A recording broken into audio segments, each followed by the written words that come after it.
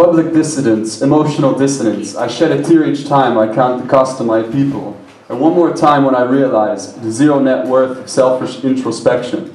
And all the cries on the streets march sound in time with the stomping of feet of silent devoted, doing their dirty work to make change in their forgotten landscape.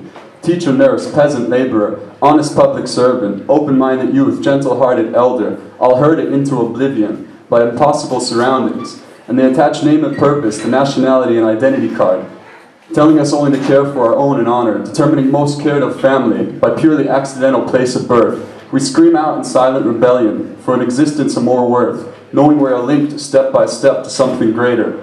And they tell us to march forward, accepting paltry handouts as hush money, and the destructive growth they cast upon us as tempting daily dogma has only led us down a neon-glazed street of senseless exploitation in the name of the consecration of the comfort of few, built on the whiplash backs of the unfortunate.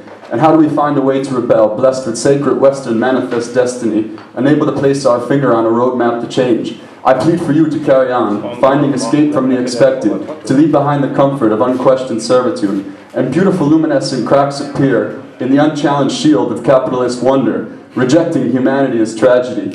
Heed the call. Paradise is found by the light within the margins. Bury yourself in the criticism of those blinded by the accepted way.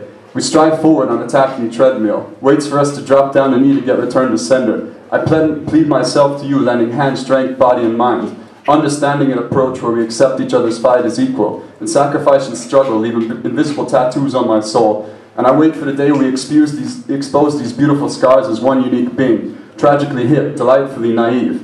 And what weak means they threaten us with, financial prison, status stuck in concrete boots. I do not move forward in fear of social immobility. I find sustenance in partnership and salvation in brotherhood, a society of understanding in my mind not unfathomable. A challenge to growth, a degrowth, a regrowth, is not a plea to recede, but to rethink the imaginary, of us as we, of we as one, of earth as organism, of human as seed, born to be planted, blessedly interdependent, simultaneously taking on what is required to give back what keeps the circular link in balance. Absurd, but only as nature asked it to be, as nature would have it if not interfered with man-conjured greed.